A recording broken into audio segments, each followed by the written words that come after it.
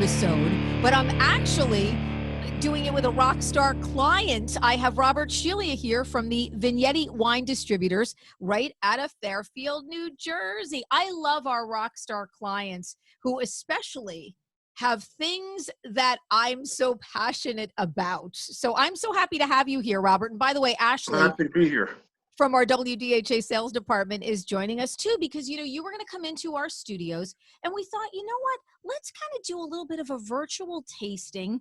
I'm so interested in not only wines, but all of a sudden now I've become a crazy Prosecco person. Everything for me is about the Prosecco, the bubbly, the fun, just the beauty of enjoying a great glass of Prosecco with those we love. Now, for me, drinking my Prosecco, I'm all about the Pups and Prosecco. People know that about me.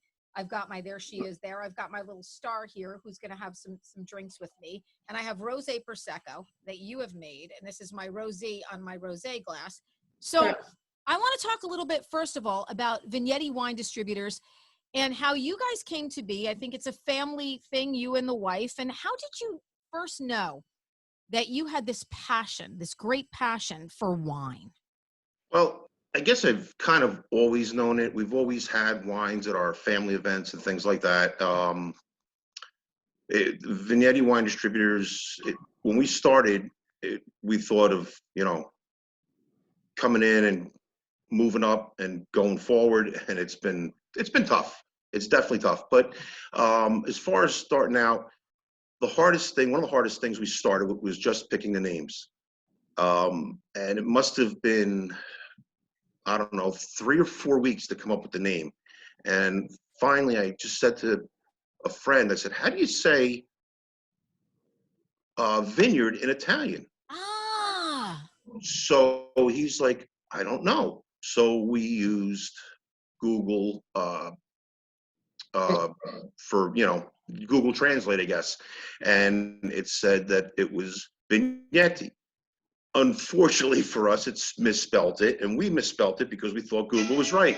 But I like that. You've made it your own. You've absolutely 100% made it your own. I thought it was almost like a vignette, you know, like kind of a, you know, a little bit of a story. So I wasn't really 100% sure, but I love that. Yeah, it actually translates to the place where grapes are grown, the vineyard. Fabulous. See, you learned something every day. Now, me and Ash are the WDHA Prosecco connoisseurs. And I will tell you, the first time that I became familiar with your Prosecco, with this phenomenal Montelvini Prosecco that I'm holding up right here, and I have the Rosé to the left of me, and I have the regular Prosecco, and Ash has got hers, was when Ashley brought it to my house for my birthday party. And she said, I have a great Prosecco for you to try. I know you're going to love it. Blown away. We went through all of the bottles, me and Ashley together that night, because it is so fantastic. And I think that people get an idea about Prosecco. I always had an idea about Prosecco. First of all, someone once told me it's always super, super dry or super, super sweet. I don't find that with your Prosecco. I don't find it to be super dry, and I don't find it to be super sweet. So who gave me the wrong information there, and why? Well, there's different variations in wine to begin with. Wine, basically, we classify wines in so many different ways.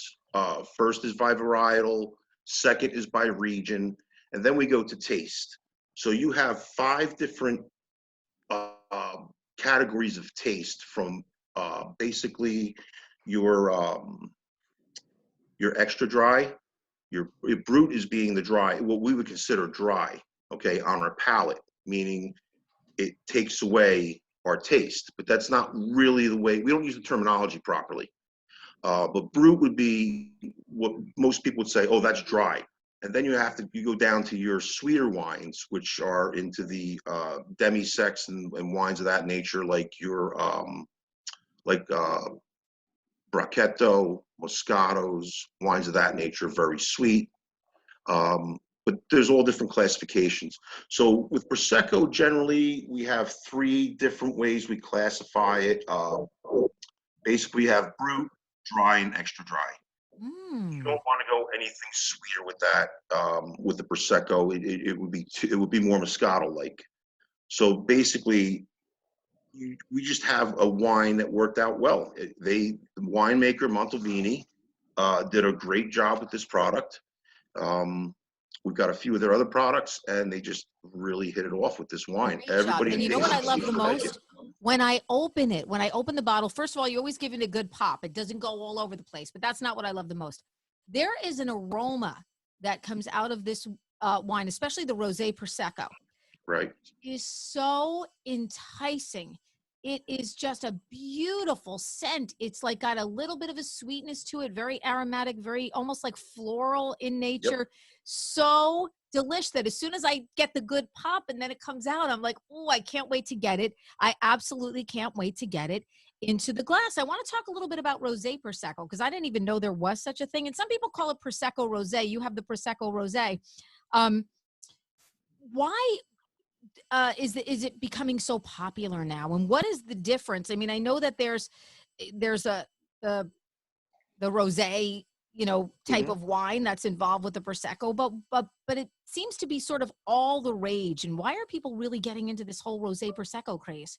I don't know why they're getting into the craze. I think they're finding that the Proseccos in general have a great taste, and I think that they've most Proseccos, actually all Prosecco, I should say, you're only allowed to add one wine varietal to make it a rosé Prosecco, and that's Pinot Noir.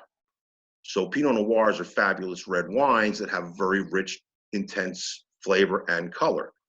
So basically, is what they'll do. They'll macerate the wines. They separate the two. The two are separate when they make them. So you have the Prosecco, which is the Glera grape, being made separately from the Pinot Noir. And what they do to get the rich colors out is to make any red wine, almost all, I should say, 99% of them. What they do is they take wine, they press the grapes, and almost all grapes are white juice, even though they're red skinned. Very few that aren't. So what they'll do is they'll press the grapes, they'll drain the juices out, and then they'll take the skins and the seed and the stems, and they'll let it sit with the juice itself, and the color is pulled from the pigment, and the dryness is pulled from the stems and the seeds.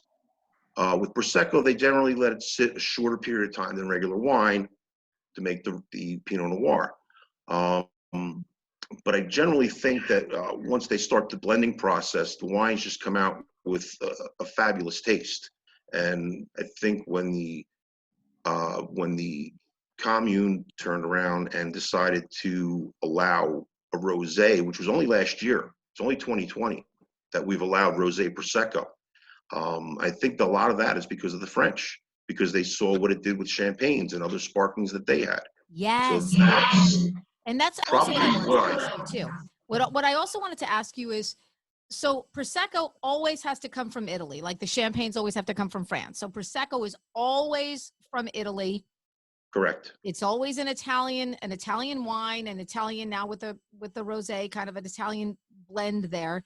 And yeah, you're right, because I never ever saw Rosé Prosecco until last year. It Right. started popping up in my, things you might like, and I was like, yeah, I think I'm going to like this. And also I think Prosecco was always thought of as something that you would sort of have pre-meal and not with the meal. We always had it like at the beginning of Christmas, say, Yep. you and me were from Italian families. So there's always wine on the table, but the Prosecco was always something we did to start the meal until we moved on to the regular wine. And now for me, I'm not going to lie. Like, look, I have my whole little plate here of things that I like to have when I have Prosecco. I have a little bit of a mini quiche. Oh, whoa. Oh, delicious. I'm sorry. My cheeses. I have my brie and my fig jam, which I love. Some nuts. You guys are going to have to help me out because I got a lot of food in my mouth here. No, you're right. Prosecco was originally meant as an aperitif. Over the years, people have been using it with chicken dishes, seafood dishes, goes very well with shrimp, tofu. It really pairs very well with Asian cuisines, even Indian with the curry. So it's one of those. I guess it's another Italian phenomenon, like the Ferrari and the Lamborghini. They're just it's a spectacular drinking wine. And what I people love it don't with meals realize. now. For me, it's my meal wine. Whether I can be doing, for me, I think there's nothing more perfect than a big pasta dinner Mhm. with a beautiful Prosecco. And now for me, Rose Prosecco. I'm all about it with meals now, as opposed to it just being something that I would have before or after, a main meal. I'm a big fish eater, shrimp lover. I'm not a big, like red meat person. Okay. And I love my Prosecco. I can't think of anything that's more complimentary that doesn't take over my meal than a really, really nice Prosecco. I'm going to put the pup down. Hang on, because we got our Pups and Prosecco segment going here. I want to hold up. The Montelvini Prosecco, which I have right here in this glass, because I'm double fisting here, because of Nothing wrong course with I have you that. here, so I have to be authentic and legitimate here. So, So this that's Prosecco, actually from Treviso. That Prosecco, that Montalvini Prosecco is actually from the commune of Treviso inside of Veneto. It's really, they sit just above the Adriatic Sea at the very north of the Adriatic, and the wines are just spectacular. yeah, They yeah. really do a nice job with a lot of their products that we carry. I've never had anyone come back and say, "Oh, that's awful." We were up in Garden State Plaza over the summer for a food and wine festival, Bergen County Food and Wine Festival, Mm. and I had, it was very packed. It was a lot of people outside in the tent and everything that they had there. It was beginning of getting out after COVID, Mm-hmm. and it was very hot. So I wanted to bring wines that were going to work for the heat, and that was one of the wines I thought was going to do well. And I actually had people coming up to me saying, "That's the best Prosecco I've ever had." Yeah, So no I doubt. took that. No doubt. I said that to Ashley because me and Ash are Prosecco connoisseurs. We love to have great Prosecco. I always bring it in for my staff if we've had a great ratings period. It's all about Prosecco, because you're right. And especially in the heat, it's Right. great, light, bubbly, and very festive. Very, very festive wine, which is why I It wanted to is. have you here because now we're heading into the holidays. Yep. Holiday time is, and especially now, everybody needs to sort of feel good. We need a little bubbly in our life, something that's going to give us some effervescence. And I think these make great gifts They for do. people if They you want to do. bring a gift to someone, if you want to send a gift to someone, if you're going to somebody's house for a get together. There's nothing better than a phenomenal bottle of Prosecco. So Ash, talk to me because you're a Prosecco connoisseur, and you kind of hooked me up with Rob. So I said, why don't you join in on the Zoom? Because I figured it was a great opportunity for us to all get together for some virtual, drinking. We don't have to drive. It's fantastic. We're with our dogs, my favorite people to drink with. Talk to me about what you love and what you told me when you brought this Prosecco to my house. You said to me, it doesn't have a big something. Yeah. Some of the bigger brands, they start out going down so smoothly, but you get a bite, especially when you're not the bite, the one of those that your eye kind of closes a little and you're like, oh, this Prosecco goes down so smoothly the whole entire time. It's literally a treat. And the key thing everybody forgets about is temperature. A Prosecco should be served between 38 and 44 degrees. Any warmer, it loses the effervescence and it's a little sweet. Oh. Any colder and you don't get any flavor out of it. So the ideal Oh. thing is temperature, and that's with all wines in general. You can, there's reds that are certain temperatures, there's whites that are certain temperatures. Prosecco generally 38 to 44 degrees works well with it.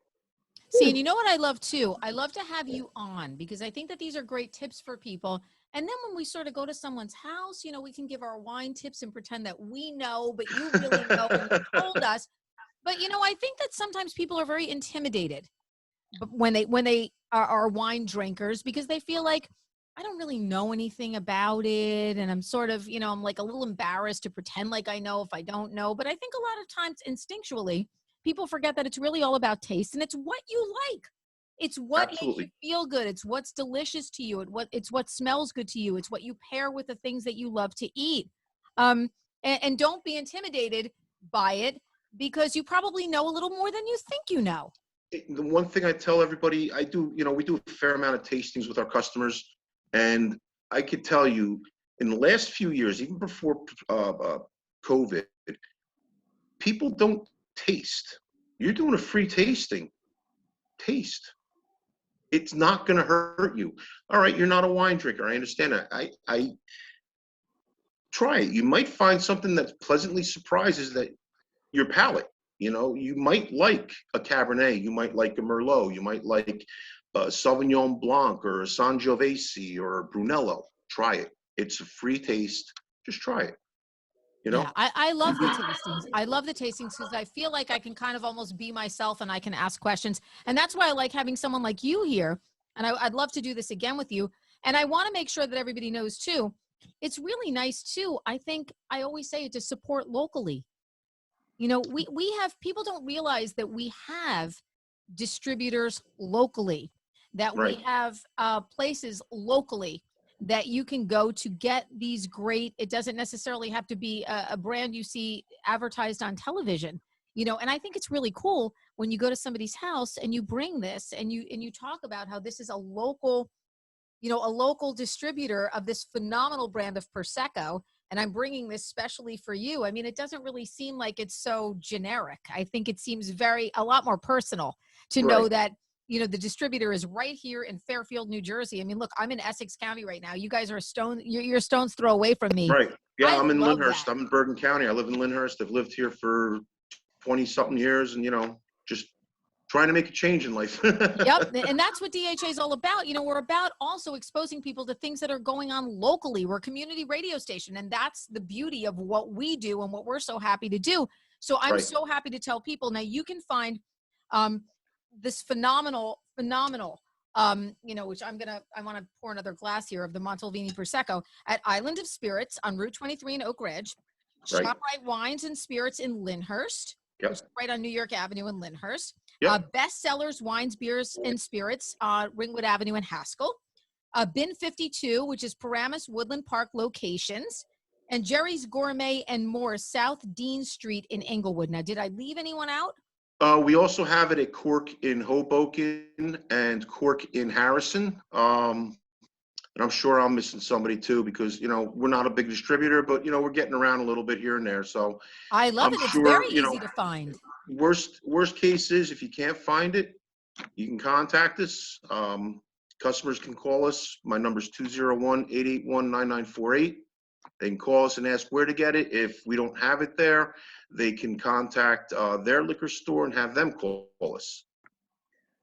I love it. By the way, love. I brought a case to Thanksgiving, and we went through the whole case the first night, surprise. And everyone was like, Ash, go to the liquor store tomorrow and get another case. I'm like, no, guys, you don't understand. I can't go to Atlantic Liquors in Rehoboth Beach, Delaware, and just get this. Like, I have to get it at specialty stores at home.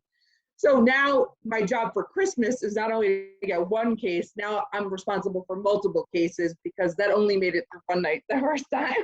Of course, you're not allowed back in my house without bringing a bottle of this. I don't want, I don't want a bottle of anything else, my dear.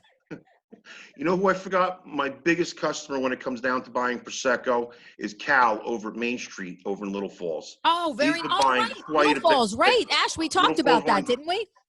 Little Falls Liquors, that's where I go. You might see me there. We talked, Ashley actually told me to add that to my list, so my bad, because Ash did mention that to me.